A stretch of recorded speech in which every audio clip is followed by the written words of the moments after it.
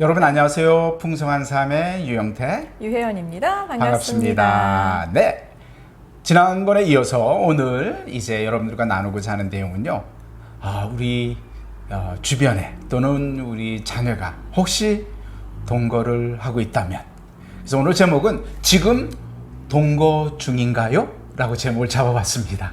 여러분 주변에 또는 자녀 중에 동거하는 커플이 있다면 어떻게 도와야 될까요? 바로 그 부분을 오늘 함께 나눠보기를 원합니다. 자녀일 수도 있고요, 지인일 수도 있어요. 그들에게는 누군가의 도움이 필요합니다. 그래서 지금 동거하고 있다면 이라는 제목을 한번 나눠보겠습니다. 지금 동거를 하고 있다면 하나님의 은혜와 회복이 필요한 상황입니다. 다른 모든 실수나 죄와 똑같이 하나님의 은혜와 회개의 시간이 필요한 것입니다. 그래서 하나님이 여전히 부족한 사람들을 사랑하시고 또 하나님께 돌아오기를 원하시기 때문에 오직 그리스도 안에서 그리스도로 회복돼야 되는 거죠. 성경 요한복음에 보면 아주 특별한 사람을 주님이 만나주십니다. 시간을 내어서 그 여인이 있는 곳에 직접 주님이 찾아가 주시죠. 바로 누구 이야기냐면 사마리아 여인 이야기입니다. 그 여인은 정말 무엇인가 삶의 의미를 찾으려고 많이 고생했던 것 같아요.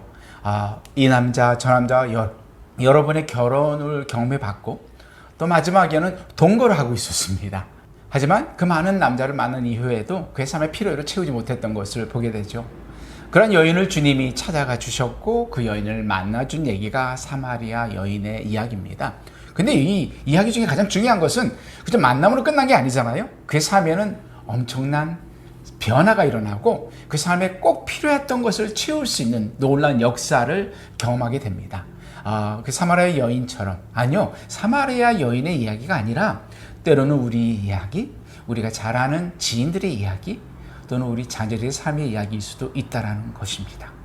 그래서 이런 상황에서 우리가 주변에서 어떠한 도움을 줄 수 있을까? 아니면 정말 도움을 줄 수 있는 방법들, 구체적인 방법을 좀 생각을 해보기를 원합니다. 그런데 도움을 준다는 것은 사실은 기본 조건이 사실 있긴 있어요. 왜냐하면 이 성인들의 선택이기 때문에 어떤 억압적으로 할 수 있는 것은 아니죠. 그래서 기본 조건은 이 동거를 하고 있는 커플들이 변화의 의지가 사실은 필요합니다. 왜냐하면 성인들이기 때문에 억압적으로 무조건 가서 끌어낼 수는 없는 거잖아요. 그렇게 하면 관계가 깨어지기 때문에. 그래서 혹시 변화의 의지가 있다면 다음 말씀드리는 4가지 방법을 한번 적용해 보시면 좋고요. 혹시 아직 그런 의지가 없거나 이것이 잘못됐다는 어떤 생각이 없다면 조금 기다려주는 것, 그것이 관계를 너무 어그러뜨리지 않는 선에서 동거를 동의하거나 수용하거나 이런 것은 아니지만 그래도 혹시 자녀라면 자녀와의 관계가 어그러지지 않는 선에서 기다려주시는 게 굉장히 중요할 것 같아요. 그럼 첫 번째 어떻게 도울 수 있을까? 첫 번째를 나눠보겠습니다.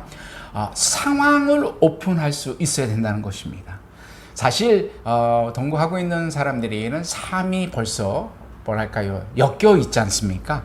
그리고 그러한 상황 속에 그들이 동거하고 있다라는, 그리고 그게 어떤지를 직면할 필요가 있습니다.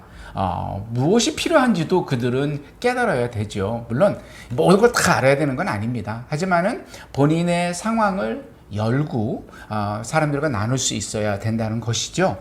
모든 사람하고 나눠서도 안 되고요. 특별히 영적인 지도자와 솔직히 이런 상황을 나눌 수 있는 그 정도의 마음이 열려야 됨이 필요합니다. 도움이 필요합니다. 이러한 상황 속에서 제가 삶의 변화가 필요합니다 라는 요청, 도움의 요청이 필요하다는 것입니다. 영적인 지도자뿐만 아니라 솔직하게, 또 어쩌면 부모님은 이미 알고 있을지도 모르죠. 아마 얘기해서 알고 있을 것 같아요. 하지만 그 부모님에게도 나에게는 아마 변화가 필요한 것 같습니다 라고 얘기를 하고 도움을 요청할 필요가 있습니다. 또 가까운 친구들 중에 믿을만하고 영적으로 충분히 도움을 줄 수 있는 그런 친구가 있으면 몇몇 친구에게는 도움을 요청하는 것도 정말 필요하다고 합니다. 혼자 이 문제를, 단순히 두 사람이 이 문제를 해결할 수 있다면 벌써 해결했어야죠. 그래서 우리 삶에 있는 어려움이나 힘든 그런 문제를 해결할 때는 스스로 할 수 있는 것도 참 좋겠지만 그렇지 못하기 때문에 해결이 안 되고 있는 거거든요. 그래서 주변 사람들에게 상황을 열고 도움을 요청할 필요가 있습니다. 그리고 두 번째는 영적 회복이 필요하겠죠. 사실은 주님 앞에서 주님의 사랑과 은혜로 주님을 바로 다시 만나는 전에 신앙이 있었던 과정이라면 그런 과정이 필요하겠죠. 그래서 이 상황 속에서 나는 무엇 때문에 동거를 선택했는지를 한번 돌아보고 내가 이런 선택을 했을 때 하나님의 마음은 어땠는지, 이거 막 동거에서 막 죄지어서 막 뭐 지옥 가요 벌 받아요 어떤 이런 수준의 신앙이 아니고 내가 이런 선택을 했을 때 하나님 마음이 어땠는지 한번 돌아보면, 그래서 이것이 다시 하나님 마음이 기쁘신 상황이 아니구나, 내가 하나님 마음을 슬프게 했구나, 이런 것이 내 마음에 깊이 들어올 때 영적인 회복이 되는 거죠. 그래서 주님과의 관계가 다시 한번 재정립되고, 그리고 또 한 가지는 사실은 이런 모든 과정 속에서 영적인 전쟁이라는 것도 기억해야 될 것 같아요. 당연히 우리의 선택이고 우리의 실수 맞습니다. 그렇지만 그 안에서 결국은 영적인 세상 속에서 좀 더 우리의 잘못은 요만큼인데 우리의 잘못을 이만큼 불리는 영적인 힘들이 있다는 것도 항상 기억을 해야 될 것 같아요. 그래서 이 동거의 문제는 단순히 어떤 생활 패턴의 문제가 아니고 하나님 앞에서 영적 회복을 해야 되는 그런 부분이라는 것을 기억해야 될 것 같아요. 그럼 세 번째는요. 이제 세 번째 와서는 이제는 이 동거의 삶을 일단 멈춰야 된다는 것입니다. 멈춤이 있어야 되고 또 분리가 있어야 되겠지요. 동거를 하면서 이 문제를 해결한다는 건 참 쉽지 않아요. 그렇죠? 결혼 전에 따로 살아야 된다는 것입니다. 지금 살고 있는 동거를 멈춰야 된다는 것이죠. 어떤 상황은요, 사실 현실적으로 불가능한 경우도 있습니다. 이미 결혼하기 약속했고, 뭐 양가 부모님도 다 알고, 기본적인 친구들도 알기 때문에 이걸 꼭 멈춰야 되나요? 더 정말 복잡해질 수 있는데요. 하지만 이 동거라는 문제를 해결하기 위해서 하나님 앞에서 떳떳하고 또 많은 사람들 앞에서도 다시 한번 멋지게 시작하고 싶다면 그런 면에서 상황이 어렵고 재정적인 것 때문에 어려울 수도 있지만 일단은 현실적으로 분리가 필요하다는 것입니다. 물론 이제 뭐 집을 따로 얻어야 되나요? 따로 살아야 이런 것도 있는데요. 일단 성적인 관계를 멈춰야 되겠지요. 그리고 같이 한 곳에 있어도 분리된 삶을 살 필요가 있다라고 생각을 합니다. 상황을 좀 잘 점검을 하고 재조절할 필요가 있다라는 것이죠. 그래서 뭐 구체적으로 결혼식 하기 전까지 분리돼서 생활하는 거 필요해요. 만약에 한 명이 부모님 댁으로 들어갈 수 있다면 더 좋고요. 같은 곳에 있을지라도 이제 좀 분리된 삶을 살고 하나님 앞에서 성관계는 갖지 않는 그런 실질적인 것이 필요하고요. 그게 이제 멈춤과 분리고 더 나아가서는 적극적으로 결혼을 준비할 필요가 있습니다. 그렇죠? 이미 결혼을 준비했는데 여러 가지 이유로 못하고 있는데 그걸 다시 한번 정리하면서 결혼이라는 것을 준비하고 결혼식으로 들어갈 필요가 있다라는 적극적인 결혼 준비와 그 계획의 진행이 필요하다는 것입니다. 뭐 여러 가지 이유가 있을 수 있어요. 너무 멋진 결혼 또는 결혼의 비용이 부족해서 준비가 안 돼서라고 그렇게 할 수 있는데 사실 솔직히 두 사람이 마음만 먹으면 간소하면서도 의미 있는 결혼식을 충분히 준비할 수 있거든요. 그래서 그런 부분을 구체적으로 계획하고 진행시키면 아주 보람 있는 결혼으로 들어갈 수 있는 구체적인 진행이 가능하다고 봅니다. 그리고 네 번째는 관계 정리입니다. 이거는 사실 참 아픔이 있을 수도 있어요.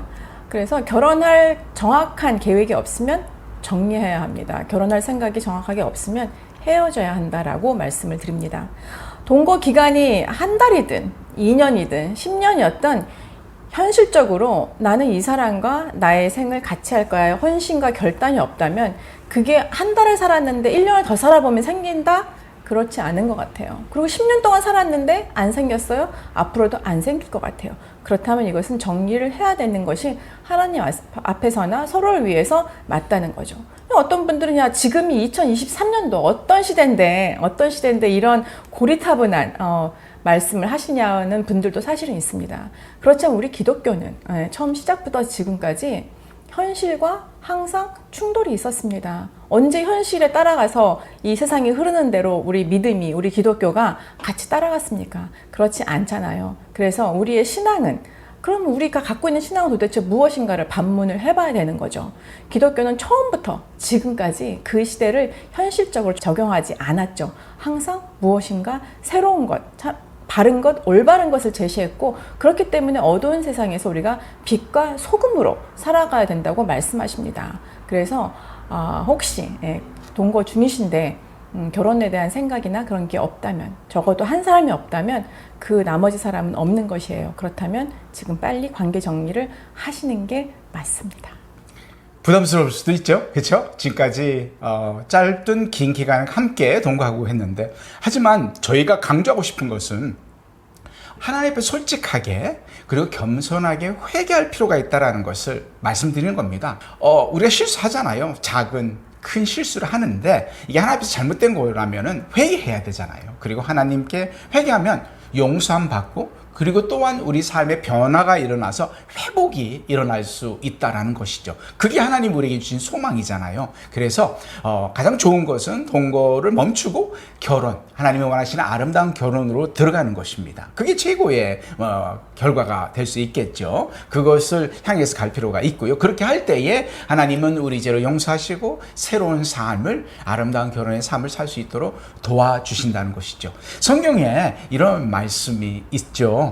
베드로전서 4장 8절에 무엇보다도 뜨겁게 서로 사랑할지니 사랑은 허다한 죄를 덮느니라 라는 말씀입니다. 여기서 사랑은 허다한 죄를 덮느니라 라는 말씀이 있어요. 이거에 대한 많은 분들이 오해가 있습니다. 사랑하니까 뭐 이해하고 덮어주면 되는 거 아니야? 라고 오해할 수 있는데, 여기서 사랑은 허다한 죄를 덮는다는 말의 의미는요, 죄를 은폐한다는 것이 아니라 죄를 하나님 앞에 드러내고, 그리고 사람들이 도움을 줌으로써 회개의 과정을 거치고 하나님 앞에 온전히 서서 우리의 삶이, 그리고 우리의 관계가, 하나님과의 관계뿐만 아니라 인간들과의 관계, 특히나 함께하는 사람과의 관계가 회복되는 이것을 말하는 것입니다. 이게 바로 우리 그리스도인들이 성결의 길로 가는, 아니요, 성결에 대한 헌신이며, 그걸 통해서 하나님은 우리를 온전한 하나님의 자녀로 회복시켜 주신다는 것이죠.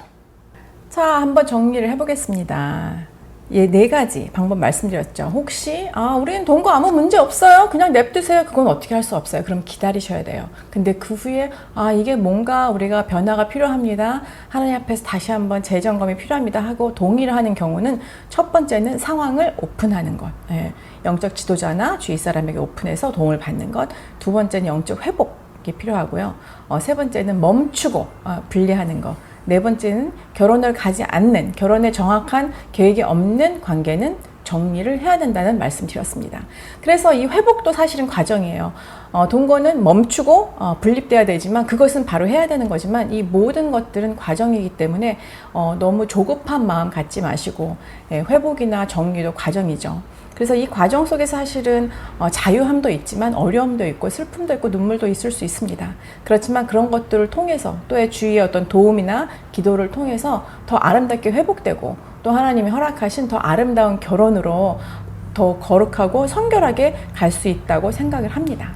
그래서 이 모든 것을 정리해 보면 그렇습니다. 우리의 모든 잘못들, 어떠한 모양이든지 하나님 앞에 우리가 내어놓고 회개하고 용서를 구할 때 하나님의 은혜가 우리를 덮어서 더욱더 아름다운 삶으로, 그것이 어떠한 동거의 문제든 다른 성적인 문제든 아니면 그 외의 다른 문제든지, 우리가 정말 하나님 앞에서 바로 서기로 원하고 회개한다면 하나님께서 사랑으로 덮으신다는 그 약속을 기억하고, 오늘도 한번 이런 상황이 있으신 분들이면 구체적으로 한번 이 스텝들을 따라서 다시 한번 회복의 기회를 경험하시는 여러분이 됐으면 좋겠습니다. 네, 저희 풍성한 삶 연구소에서 혹시나 이러한 동거로 힘들어하시고 어렵고 또 해결할 수 없는 그런 묶임에 있는 분들이 있으면 연락 주시고요.